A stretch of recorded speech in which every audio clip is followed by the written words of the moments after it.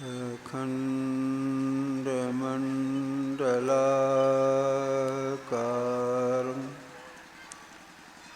व्याप्तं येन चराचरं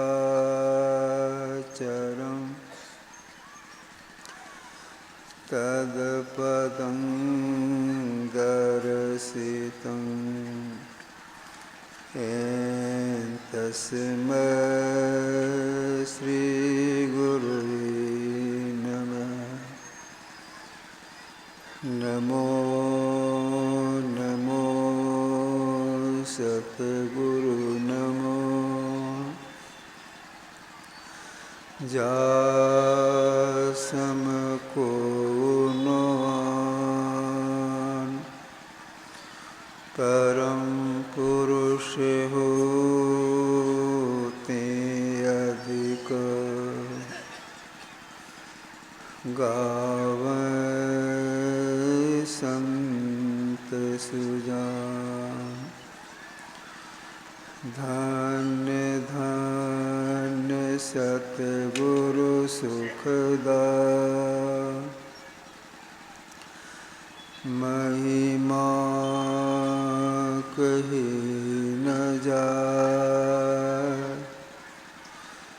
जो कछु कहो तुमरी कृपा मोते कछु न बसाय।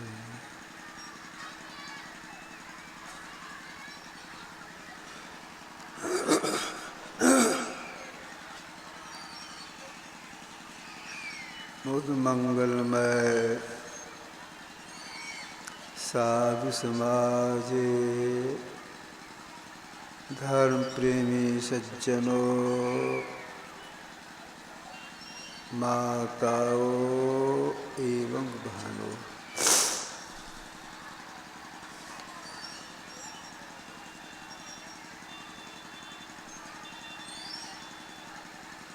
सृष्टि काल से जितने भी महापुरुष हो गए हैं,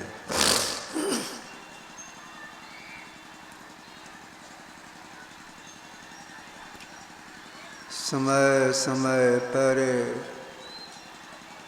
संसार के लोगों को उपदेश देने के सिलसिले में यह उपदेश दिए हैं कि ऐ संसार के लोगों, काज को छोड़ करके अकाज क्यों करते हो। लोगों ने सुनदास के मन में सुना, काज को छोड़ काज क्यों करते।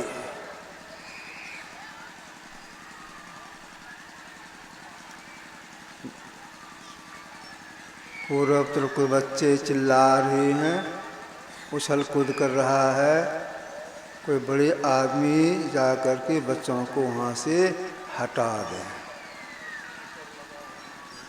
बाधा होती है सुनने में, कहने में।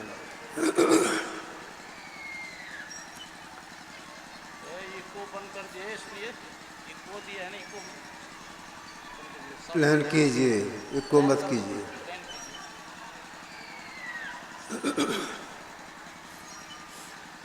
हाँ, तो मैं कह रहा था, जितने भी महापुरुष हो गए हैं, इसको कहना है, काज को छोड़ करके अकाज क्यों कर रही हैं। अकाज में पड़े रहेंगे तो कल्याण नहीं होगा। काज क्या है? काज यही है जिस परमात्मा में आदि नहीं, मध्य नहीं और अंत नहीं, ऐसे की भक्ति करना।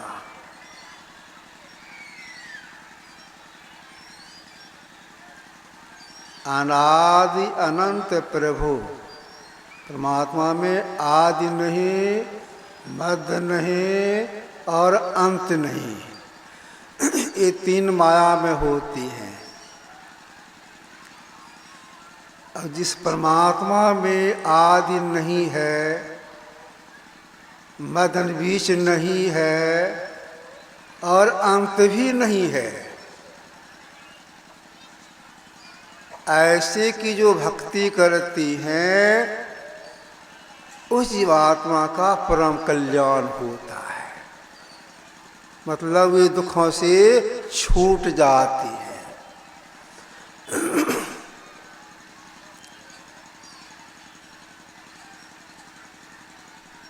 ऐसे परमात्मा भक्ति करने के लिए क्या करना होगा? जिसमें आदि नहीं है, मध्य नहीं है, अंत नहीं है, इंद्रियों के ज्ञान से परे है, सब में है, सबसे बाहर है, इनकी भक्ति करने के लिए क्या करना होगा? अपने देश में एक उच्च कोटि के महापुरुष हो गए हैं, गोस्वामी तुलसीदास जी महाराज। इन्होंने कई ग्रंथों की रचना की है। उनका एक है विनय पत्रिका, उसमें इन्होंने लिखा है तीन अवस्था तजहु भजहु भगवंत। कैसा भगवंत, कैसा परमात्मा? मान क्रम वचन अगोचर व्यापक व्याप्य अनंत। तीन अवस्था तजहु भजहु भगवंत, मान क्रम वचन अगोचर व्यापक व्याप्य अनंत। जो परमात्मा इंद्रियों ज्ञान से परे हैं, सब में सबसे बाहर हैं, इसका अंत ही नहीं है, सब में भर कर सबसे बाहर हैं। अगर सही मानने में इनकी भक्ति करके अपना परम कल्याण चाहती हैं तो एक काम करना होगा। वह काम यह है, तीन अवस्था तजहु, तब की सही भक्ति होगी और परम कल्याण हो जाएगा।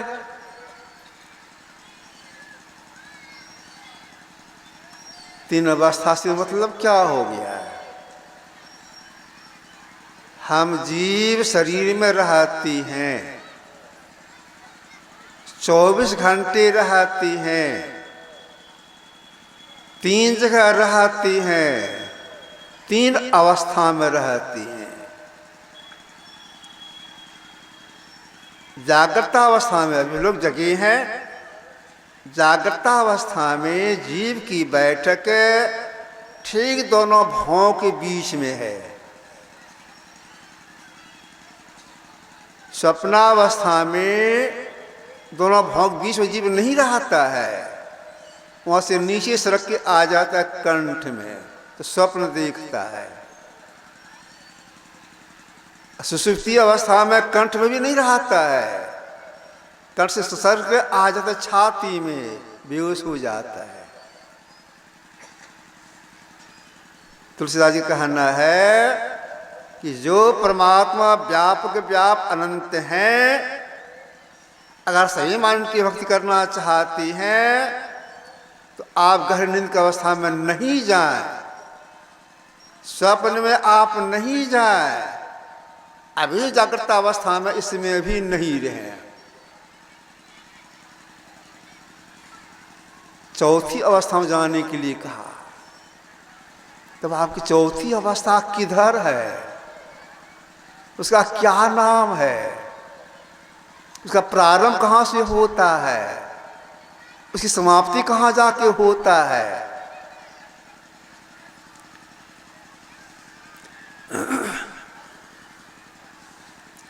चौथी अवस्था का नाम है तुरीक अवस्था। इसका प्रारंभ आज्ञा चक्र से, दोनों भौं के बीच में एक स्थान का नाम है आज्ञा चक्र। यहाँ जो जीवात्मा पहुँचता है उसको आज्ञा मिल जाती, अब तुम परमात्मा के पास जा सकते हो, पासपोर्ट मिल जाता है उसको। तो तुरीय अवस्था का प्रारंभ आज्ञा चक्र से और उसकी समाप्ति कैवल्य में जा करके, अजीब को कैवल्य को पार जाना है।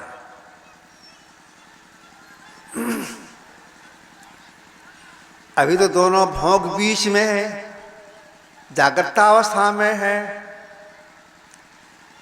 तुरीय अवस्था में चौथी अवस्था प्रवेश करने के लिए क्या करना होगा?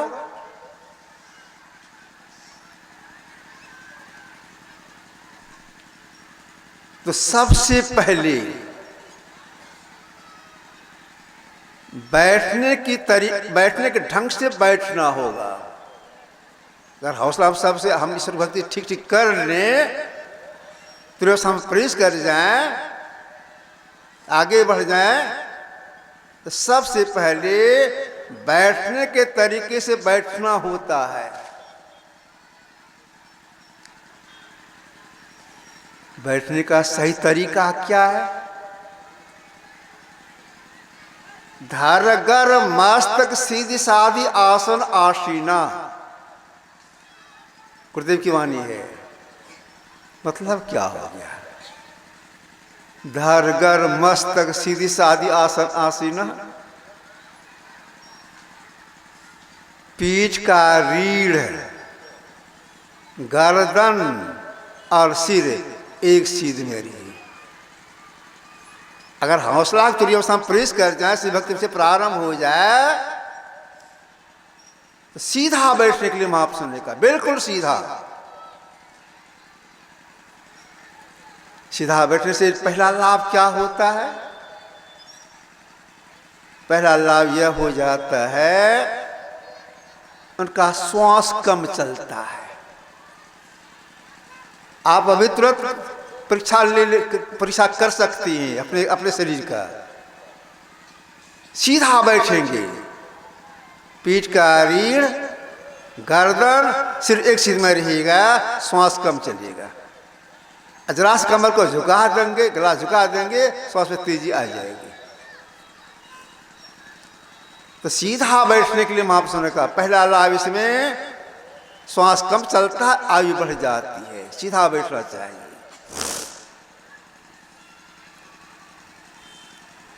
सीधा बैठ जाए, अगर देखो हिलाते डुलाते रहेंगे तो तुरीय अवस्था में प्रवेश नहीं कर सकते हैं। गुरुदेव की आज्ञा है, हिल डोल तजी सुरत स्थिर करी, इसके बाद का प्रणव तार गाइए। और तुरीय अवस्था में प्रवेश करने का हौसला है, सीधा बैठेंगे और हिलडोल नहीं करेंगे। अब तुरीय अवस्था में प्रवेश करने के लिए सिमटाव करना होता है। सिमटाव से ऊर्ध्व गति होती है, ऊपर चढ़ाई होती है।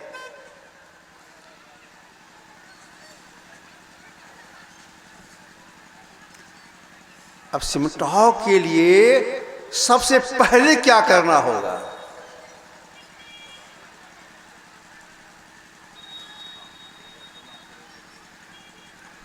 दादू सिरजनहार के कीर्ति नाम अनंत। सृजनहार से मतलब परमात्मा। परमात्मा के अनंत नाम, बहुत नाम हैं।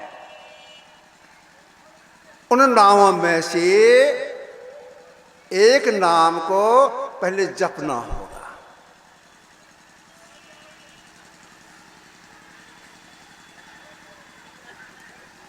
कैसे जपना होगा?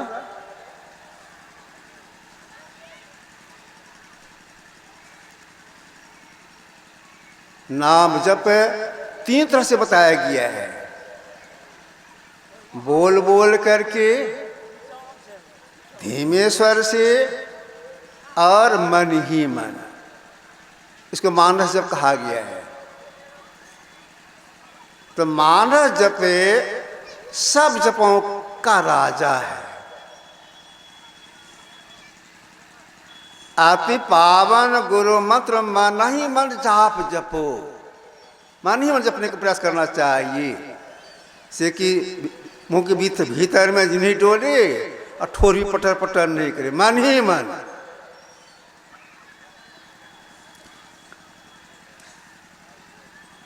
जप करने में तल्लीनता कितनी होनी चाहिए, जी कुछ सिमटाव हो जाए।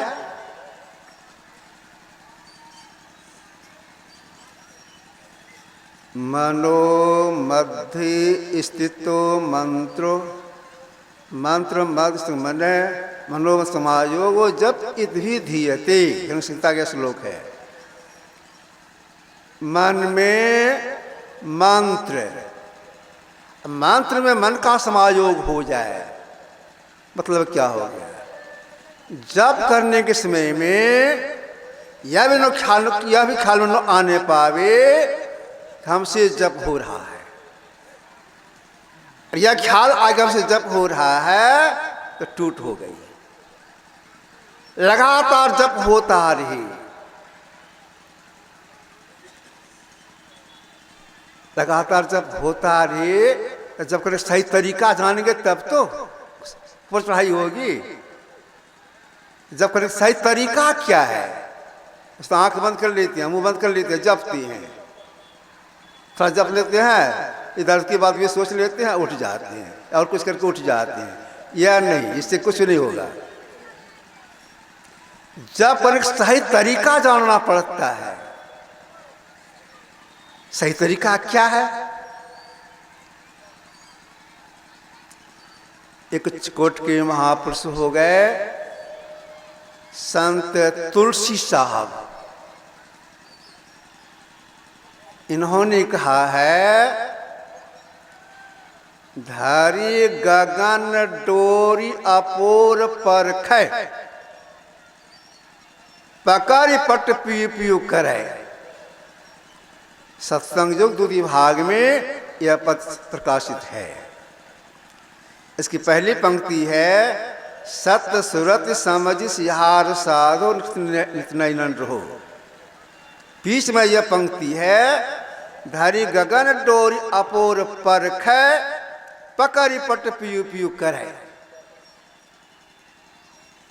धारी गगन डोर अपोर परखै से मतलब है सार शब्द की परख।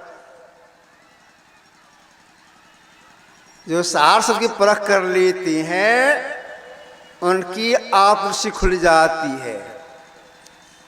उस आत्मदृष्टि से अपना पहचान साक्षात्कार होता है, जो कल्याण होता है, काम समाप्त है। लेकिन पहली साधना क्या है?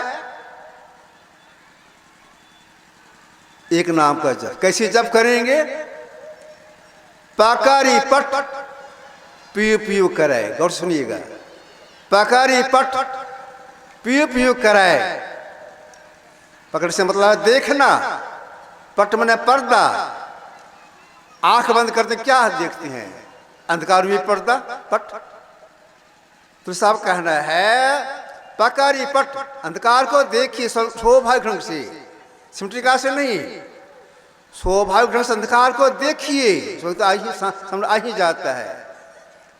पकड़ी पट और पियु पियु कराए। पियु का मतलब जप कराए। यही जप करने का सही तरीका है।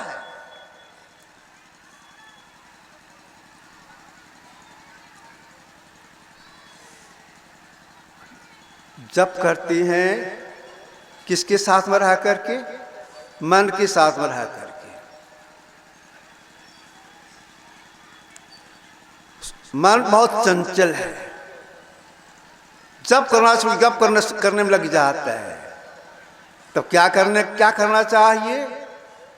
गुरुदेव की वाणी में है, जहां जहां मन भागी जाए तहाँ तहाँ से तत्क्षण फिर लगाइए ध्येय में आपन।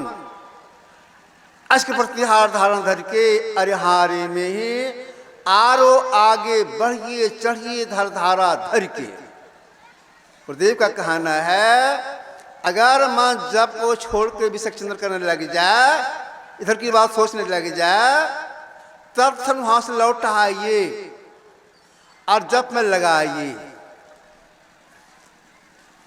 चूकिए नहीं, ख्याल रहे कहाँ? अंधकार में। इस क्लास में जो जप करती हैं, तो जपते जपते हृदय शुद्धि होती है। जपते जपते जपा सिद्धि प्राप्त हो जाती है। तो कुछ सिमटा हुआ तब यह हुआ जपा सिद्धि। तो पहले एक नाम का जप करेंगे, छोड़ देंगे। अगर इतने में लगे रह गए तो आगे कैसे बढ़ेंगे? त्रियोसान कैसे प्रवेश करेंगे? तुम आपसे कहना आगे की साधना भी कीजिए। आगे साधना में क्या करने के लिए महापुरुषों ने कहा? गुरु जिनका ध्यान करने के लिए बता दें, उनके रूप का ध्यान कीजिए।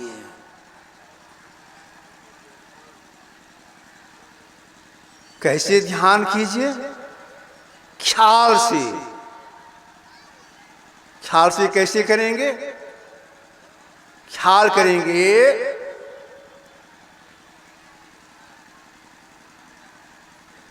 वे ऐसे हैं जहां आपने उनको देखा है, अपने को वहां ले जाए ख्याल से। वे ऐसे हैं, मतलब का चेहरा ऐसा है। ख्याल करेंगे। ख्याल करने में तल्लीनता कितनी चाहिए? तो देखिए, ख्याल करने में तल्लीनता चाहिए, तब इसे सफलता मिलती है।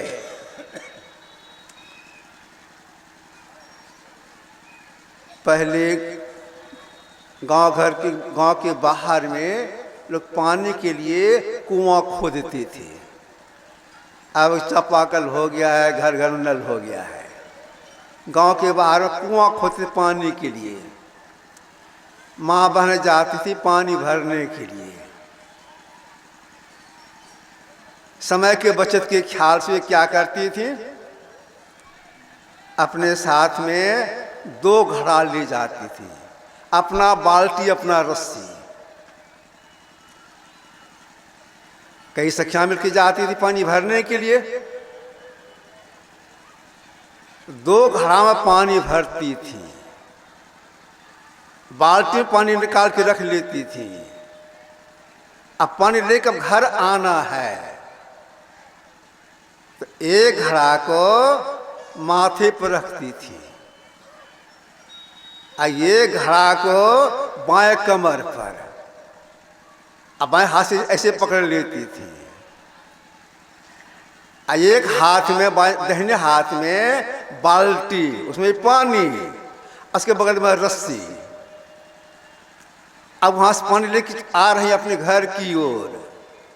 रास्ता कैसा? ऊबड़ खाबड़ देहाती रास्ता। अकेली नहीं, अपने साथियों के साथ में गपशप करती आ रही हैं। यह बात ऐसे, यह बात ऐसे, उसने हमको यह कहा, उसने यह कहा, आज बात करते हुए आ रही हैं। अगर विचार कीजिए, एक घड़ा माथे पर है, एक घड़ा कमर पर है, बाएं हाथ से पकड़ रखी है, दाहिने हाथ में बाल्टी है, रस्सी है, ऊबड़ खाबड़ रास्ते में जा रही है, गपशप करती हुई जा रही है। माथे में घड़ा गिरता क्यों नहीं है? हाथ में बचा हुआ है, रास्ता भी ऊबड़ खाबड़, गपशप करती हुई जा रही है, तो घड़ा क्यों नहीं गिरता है? इसलिए घड़ा नहीं गिरता है। गपशप करती हुई भी वह माई ख्याल से घड़े को देखती रहती थी। माथे में घड़ा है, पकड़ के रखती थी ख्याल से। ठीक ऐसे ही संसार काम करते हुए ख्याल यह रहे वे ऐसी हैं, उनका चेहरा ऐसा है। जिनका ध्यान करते उनका चेहरा ऐसा है, ख्याल करेंगे तो ख्याल करते करते पहले ख्याल में आ जाते हैं। फिर धुंधला रूप आ जाता है, प्रत्यक्ष भी हो जाते हैं। यही बात बाबा साहब गुरुदेव से पूछे थे, लाला तुम जो मानसिक करते हो क्या वो हो गया? गुरु महाराज जी बोले थे, नहीं हजूर, कोशिश करने पर धुंधला दिखाई पड़ता है। बाबा साहब बोले, लाला मैंने किया, वो निकाल दिया। तो मानस हुबहू होता है, हुबहू से मतलब क्या हो गया? हम लोग आईना लेते हैं, अपने चेहरा को देखते हैं, आईना साफ है तो साफ सब चेहरा दिखाई पड़ता है। मेरा लाट ऐसा है, नाक ऐसा है, गाल ऐसा है, दाढ़ी ऐसी है, आदि आदि, पूरा साफ साफ दिखाई पड़ता है। ठीक ऐसे मानस हुबहू होता है। अगर मानस हुबहू हो गया तो लाभ क्या होता है? तो देखिए लाभ क्या हो जाता है। गुरुदेव कुप्पाघाट आश्रम विराजमान थे। इस दिन मैंने निवेदन किया, हजूर अपनी मातृभाषा में कोई काम के शुरुआत होइ छै, दृश्य पूर्णता तो होइ छै ऋषियों की सफलता में, लेकिन दृश्य प्रारंभ कहाँ से, शुरुआत कहाँ से होइ छै? तो गुरु महाराज हमको बताए थे, मानस ठाणसी जी, श्री गुरु पद नख मान्य गण ज्योति, सिमरत दिव्य दृश्य होती। जो हो मानसा कर लेते दृश्य प्रारंभ यहीं से हो जाती है। लेकिन इतना हो जाने पर भी वह जो तुर्य संप्रवेश नहीं किया है, ये उसके नीचे ही है। तो प्रवेश करने के लिए अब क्या करना होगा? जो भीतर में रूप देख रही है, वो मानस हो रहा है, मन ही प्रणाम करके उसको हटाना पड़ता है। आप तरफ संप्रवेश करने के लिए क्या करने के लिए महापुरुषों ने कहा?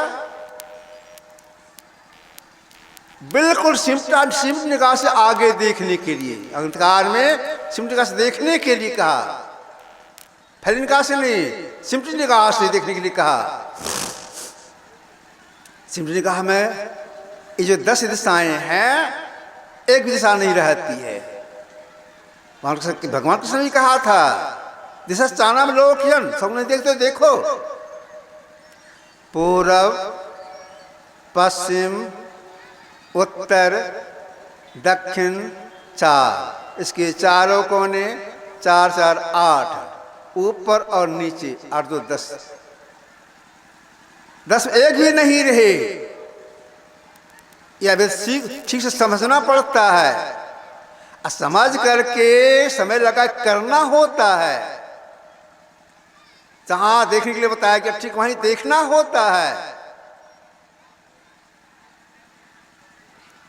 आधा और दाएं बाएं बिच्छू पांचों त्याग, खास से बीचों बीच एक सदस्य की लाल, खास के बीचों ठीक सामने, जहां इसके लिए बताया गया ठीक वहीं देखना चाहिए।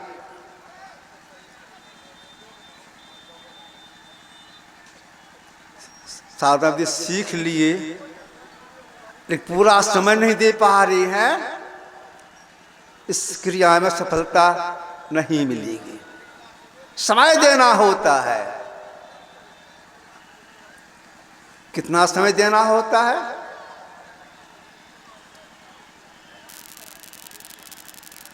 आठ पहर निरखत रहे जैसी चंद चकोर।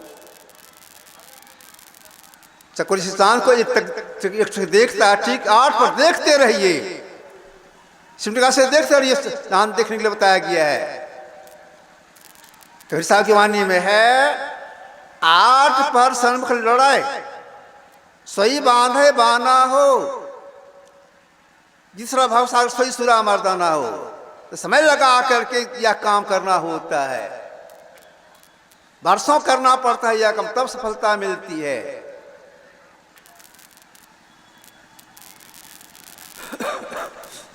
बाबा देवी साहब साल में एक बार माया के मोहल्ला आती थी, जो माया आश्रम के बगल ही में है। 15 दिन 20 दिन वहाँ रह जाती थी माया के मोहल्ले में। जब गुरुदेव को मालूम होता था इसलिए धरारा से वहाँ चले जाते थे, उनकी सेवा में हाजिर हो जाते थे। तो बाबा साहब आए, गुरुदेव को मालूम हुआ, ये भी गए, उनकी सेवा में लग गए। बाबा साहब गए हुए थे गंगा में स्नान करने के लिए। इधर गुरुदेव स्थान की सफाई किए, इसके बाद लिपाई पुताई करने लग गए, गोबर मिट्टी से लिपाई पुताई करने लग गए। लिपाई पुताई हो ही रहा है, कर ही रहे हैं, इतने बाबा साहब स्नान करके आ गए। इशारे से बुलाए गुरु महाराज के इधर आओ। तो गए, हाथ धोकर गए, तुरंत प्रणाम किए। तो बाबा साहब बोले कि देखो जी, शरीर का कौन ठिकाना, मतलब कब हमारी मृत्यु जग नहीं जानती है, शरीर का कौन ठिकाना। तुम परिणा जिला में रहती हो, हम उत्तर प्रदेश मुरादाबाद में रहती हैं, तुम तैयार हो आज आ जाओ, आज तुमको मैं सब साधना बता दूंगा। यह कहा कि वह सब चले गए ध्यान करने के लिए। गुरुदेव काम किए पहले, इसके बाद तैयार होकर के बाबा साहब के पास गए। तो बाबा साहब सब साधना बता दिए। बताने के बाद बोले सुनो, या तो मैं जानकारी के लिए बता दिया हूँ, सुनो, मैं केवल दृश्योग क्रिया 32 वर्षों तक किया है, तुमको से कम और 10 वर्ष कर लेना, इसके बाद सब साधना करना। अब देखिए बाबा साहब केवल ठहराने में 32 वर्ष लगाए। गुरुदेव जी साधना करते थे, फिर भी आज्ञा हो गई 10 वर्ष और कर लेना, इसके बाद सब साधना करना। तो दृश्य करने में समय लगता है, अंधकार में समय लगता है, देखना होता है। तो देखते दिशधार टकराते तो एक होती है, कितनी बार एक हो जाती है। गंगा जमुन सरस्वती संगम पर संध्या कृति भाई, दृष्टि जुगल कर अंगुल द्वादश पर, 2 और 10 2 और 10 12 अंगुल दूरी पर टकराते एक हो जाती है। जैसे एक होती है 60 के दिशधार, वह जीव तुरीय अवस्था में प्रवेश कर जाता है। मतलब क्या हो गया, छोटा तो पिंड ब्रह्मांड खंड शुद्धि जामे, पिंड का भाग छूट जाता है, ब्रह्मांड ज्ञान होने लगता है। तुरीय अवस्था में प्रवेश करने के लिए एक से देखना होता है, अंधकार में देखना होता है। जो तुरीय अवस्था में प्रवेश कर जाती हैं, उनकी दृष्टि पूर्ण रूप में खुल जाती है। तो दृष्टि से पाताल में क्या हो रहा है, स्वर्ग में क्या हो रहा है, क्या कहाँ क्या हो रहा है, वो बस छिपी नहीं रहती है। त्रिवसंप्रवेश करने पर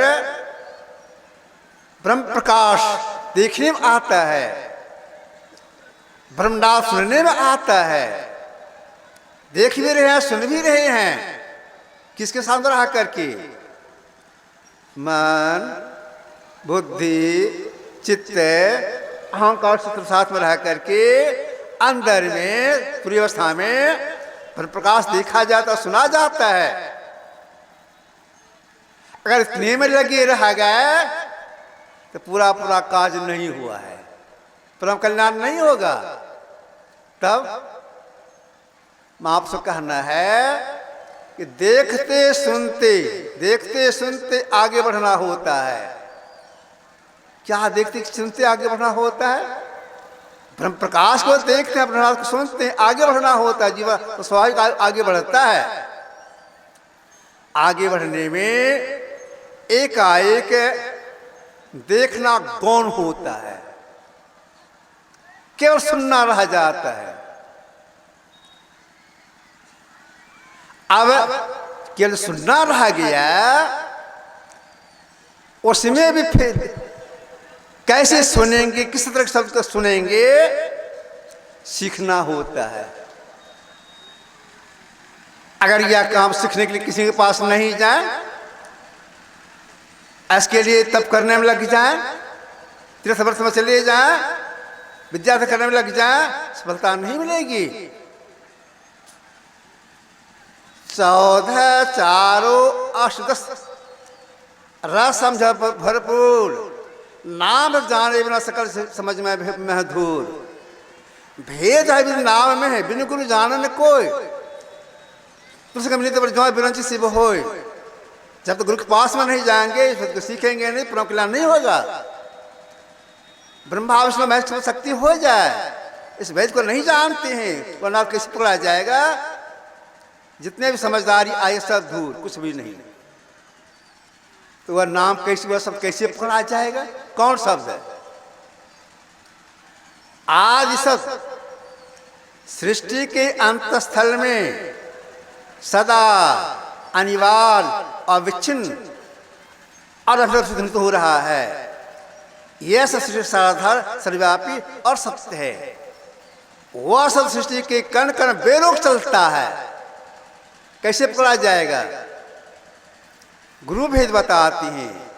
वह शब्द ऐसा है, इधर से आ रहा है, उसे सुनने के लिए आपको यह काम करना होगा। उस सबको पकड़ने में भी तल्लीनता चाहिए, एकाग्रता चाहिए, तब वो सब पकड़ा जाता है। जैसे देखिए, आप किसी अच्छे गायक से पूर्व परिचित हैं, बार बार उनके भजन को आप सुनते रहती हैं, उनके स्वर की पहचान आपको है।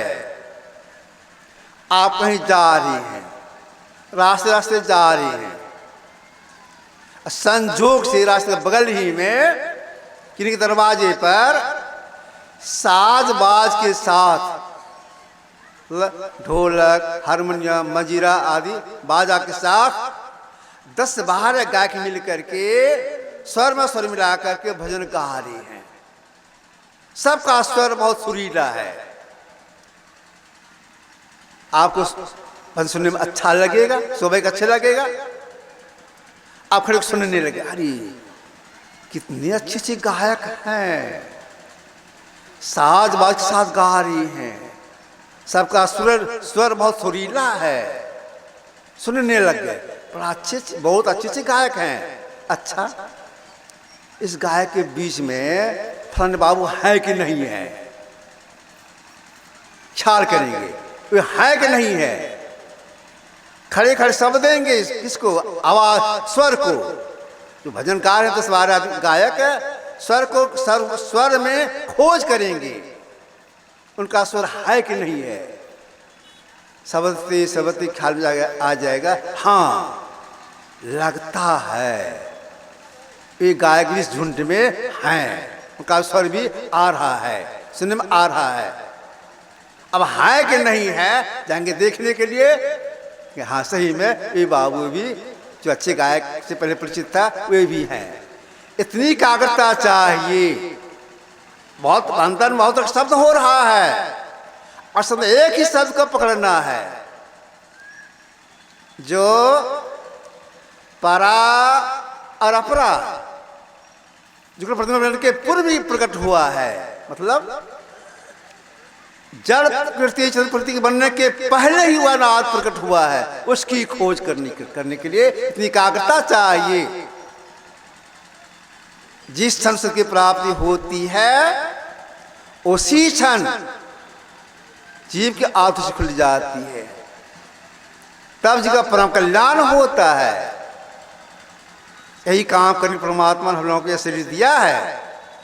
तो तुरीय अवस्था का प्रारंभ आज्ञा चक्र से होता है।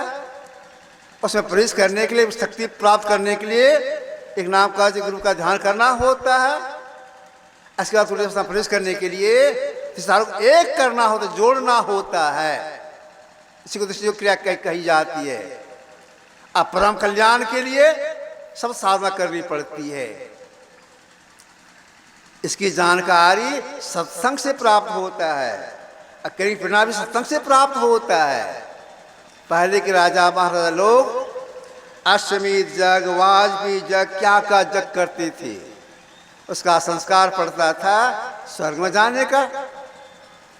यह जो कल और आज सत्संग हो रहा है यह ज्ञान जग, इसका संस्कार पड़ता है मोक्ष में जाने का। धर्म जग से ज्ञान जग को बहुत श्रेष्ठ बताया गया है। ज्ञान जग का संस्कार जीव को निश्चित नहीं जाने देता है। जो ज्ञान जग करते हैं उनको जिसम का अभाव नहीं होता है, भारी घमंड नहीं होता है, भारी मोह नहीं होता है, पाप व्यसन नहीं करता है। शरीर छोड़ने के समय आता है, कोई होश में तो शरीर छोड़ते हैं,